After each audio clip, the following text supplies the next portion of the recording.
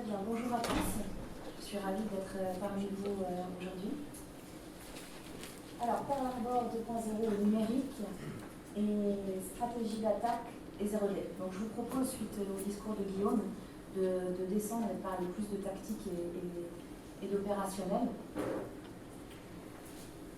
Oui, notre société est sous attaque. Oui, nous vivons sous attaque. Oui, les entreprises sont sous attaque. Les États sont sous attaque.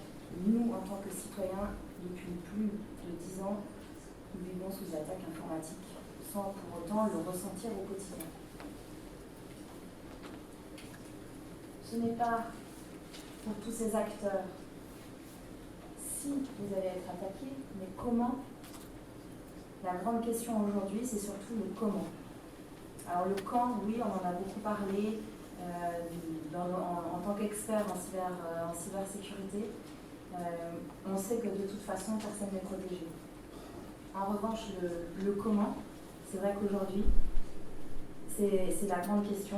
Ça ne passe pas forcément par des attaques très compliquées quand on voit les ransomware, donc les attaques par rançon et autres types d'attaques qui peuvent être effectivement extrêmement destructrices.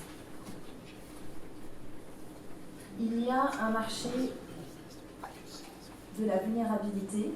Donc quand on parle de 0D, juste pour replacer pour ceux qui n'ont pas de notion de ce qu'est un 0D, c'est une vulnérabilité qui finalement sur laquelle on n'a eu aucune publication ou n'ayant aucun correctif connu. Alors un 0D, ça ne veut pas dire que c'est une faille qui est très grave. En fait, on ne qualifie pas la gravité de la faille par rapport au 0D. En revanche, ce que l'on sait, c'est qu'il y a un vrai marché, c'est-à-dire que les 0D se vendent très très bien. Il y a d'ailleurs des experts en cybersécurité, ce qu'on appelle des hackers, qui vivent que de ça. Il y a différents types de 0D, donc il peut y avoir des 0D qui sont extrêmement difficiles à exploiter, donc c'est-à-dire qui demandent énormément de ressources ou qui demandent surtout d'avoir d'autres vulnérabilités. On compte généralement pour rentrer dans un système un nombre de 3 vulnérabilités pour arriver au Graal suprême et puis faire des remontées dans les systèmes et devenir ce qu'on appelle administrateur du système, donc avoir le total contrôle du système. Une première entrée par un 0D, ça peut être une première étape simplement, comme on l'a vu dans le cas d'Overgate. Les 0D, pour avoir une idée de tarification, on parle entre 1000, 2000, 3000 dollars, euros, enfin ce que vous voulez. Et puis sur une moyenne d'environ 250 000 euros. Et puis, par exemple, un 0D sur du Apple, sur de la marque, on passe les millions, donc c'est pas... Alors évidemment, on ne trouve pas tous les jours, mais c'est vrai que la marque elle-même rachète ces vulnérabilités pour éviter ces problématiques-là. Ou alors, comme il y a un marché, la vulnérabilité est vendue au plus offrant.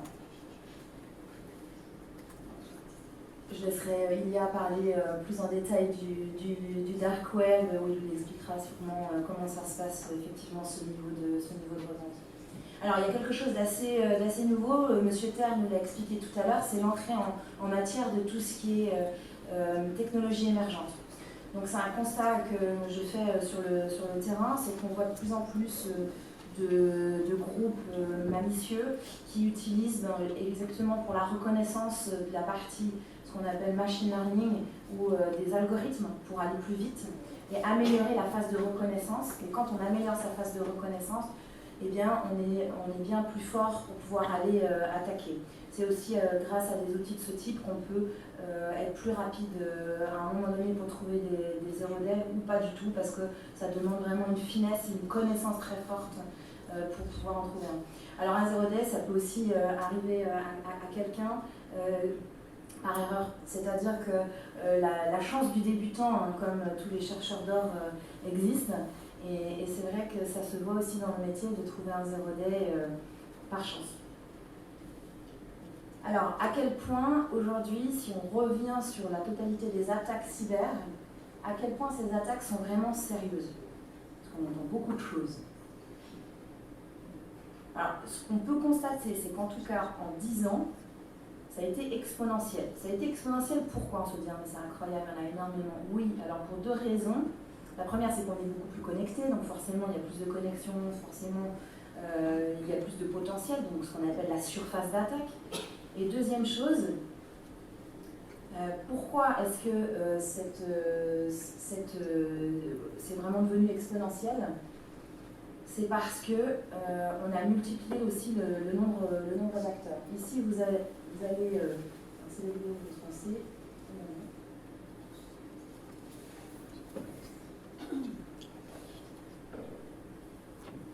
J'avais un petit graphique qui vous montrait les 10 ans en fait sous attaque.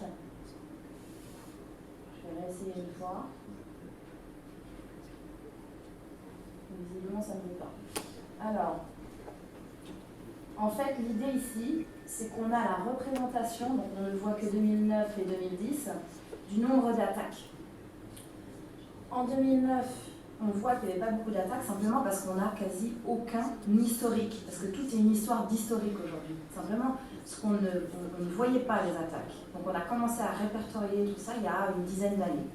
Et on est loin de savoir exactement aujourd'hui le nombre d'attaques qu'il y a, notamment sur les 0D, où évidemment, c'est une logique implacable, on ne sait pas le nombre d'attaques. Il y a des statistiques qui existent, entre 10 et 15%, on dit des attaques, mais honnêtement, c'est un peu la stratégie du signe noir, tant qu'on ne le sait pas, tant qu'on ne l'a pas vu, on ne peut pas le dire. Ce qu'on constate, c'est qu'il y a de plus en plus d'attaques et sophistiquées, parce qu'on est capable de les répertorier. Ce qu'on sait aussi, c'est que plus de 50% des attaques réussies passent par un clic, c'est-à-dire que la plupart ne sont pas exécutées par des choses très compliquées, mais simplement par du phishing ou ce qu'on appelle du spear phishing, c'est-à-dire des attaques de phishing mais ciblées sur une personne en particulier. Tous les attaques que je viens de vous montrer, les 10 ans d'attaques dont on vient de parler, c'est bien sûr hors OD. Alors, pour le Pearl Harbor numérique, il y a la théorie du signe noir est intéressante parce que, de Taleb, elle permettrait, en cas de Pearl Harbor, d'être assez claire par rapport à ce qui pourrait arriver. Donc, qu'est-ce que c'est que la théorie du signe noir pour ceux qui ne la connaissent pas? C'est un événement imprévisible, c'est un événement rare. Les conséquences sont d'une portée considérable et exceptionnelle. Et puis, cette théorie a été appliquée au domaine de la finance et ciblerait tout à fait bien le domaine de la cyber aujourd'hui. Alors, comment on peut faire pour identifier un signe noir? Parce que ce serait quand même une bonne idée qu'on commence à essayer d'identifier nos signes noirs avant qu'on voit les choses arriver, les catastrophes. Donc la première chose, c'est l'événement est une surprise pour l'observateur. L'événement a des conséquences majeures et après un premier exemple de cet événement, il est rationalisé a posteriori comme avait pu être attendu. Et donc en fait, dans ce domaine de la cybersécurité, il y a quelque chose qui n'est pas forcément extrêmement exploité aujourd'hui et qui est lié aussi aux recherches de 0D, qui est la partie des signaux faibles. Donc, je pense qu'au niveau militaire, c'est extrêmement utilisé dans la partie classique. Peut-être moins dans la partie cyber. Et il y a tout un travail à faire sur ces points de signaux faibles pour trouver des solutions et essayer d'éviter une catastrophe. Ici, vous avez le cycle d'une vulnérabilité donc, en cybersécurité qui explique à gauche, évidemment, qu'on a la partie des 0D. Une fois qu'un 0D est découvert, donc on ne l'appelle plus un 0D mais une simple vulnérabilité qui sera ensuite qualifiée. Alors comment ça se passe au niveau des chercheurs en cybersécurité? Parce qu'il y a effectivement toute une partie de malveillants qui vont trouver des 0D, qui vont les revendre sur le marché noir ou directement à des États, puisqu'il y a énormément de trafic à ce niveau-là. Mais il y a aussi des chercheurs en cybersécurité, des hackers for good, il y en a de plus en plus, qui, quand ils trouvent un 0D, le déclarent à l'entreprise, à l'organisation, laisse 6 mois à l'organisation pour préparer le patch, préparer la communication, etc. Et une fois que l'entreprise est prête, annonce effectivement qu'il y avait une vulnérabilité qui n'est plus un 0D, mais qui était un 0D à l'époque. Donc ça, c'est intéressant parce que toute cette communauté blanche, extrêmement forte, a besoin d'encore plus de force pour continuer à avancer, et c'est cette communauté qui connaît aussi, qui voit venir les signaux faibles. Et c'est là-dessus, je pense qu'aujourd'hui, on devrait axer, on devrait donner de la force à ces personnes-là. Donc le cycle, il est classique, c'est reconnaissance, ensuite on crée un exploit. Pour ceux qui ne savent pas ce que c'est qu'un exploit, c'est une arme cyber. Donc concrètement, on crée un module d'attaque.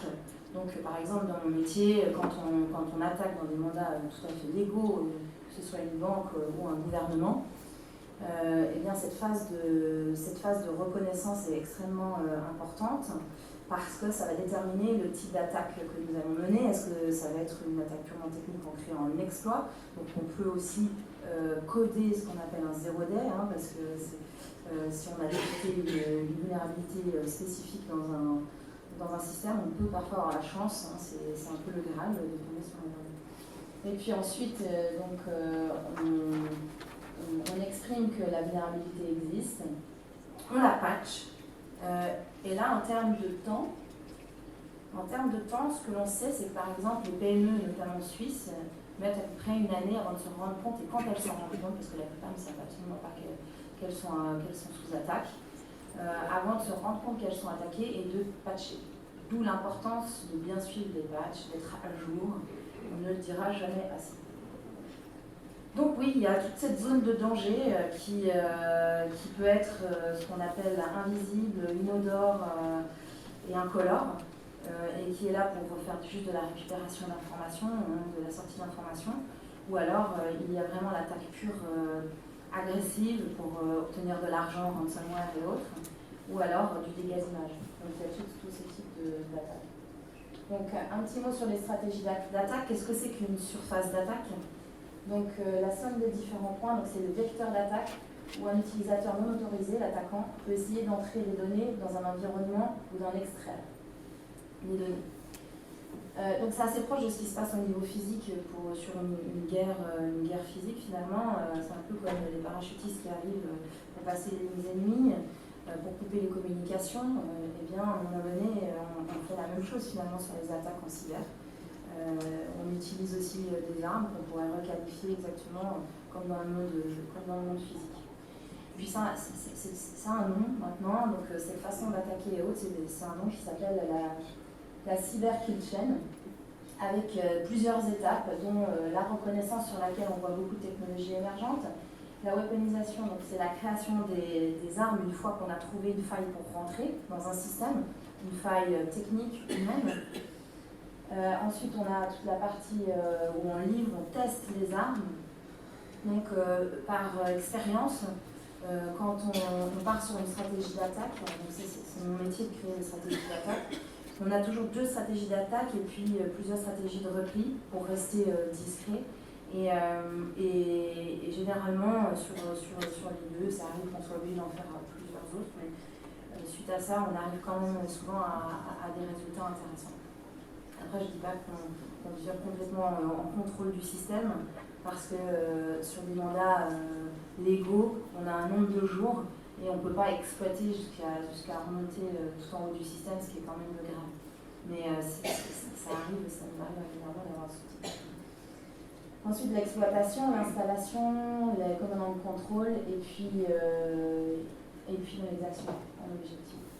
Ici, alors je vous ai représenté un zero day juste pour le fun, on va dire. Et voilà un petit zero day trouvé qui avait été ensuite annoncé, donc qui ne l'est plus maintenant, avec effectivement toute la partie de reconnaissance qu'il y a eu, où l'entreprise a été prévenue, etc.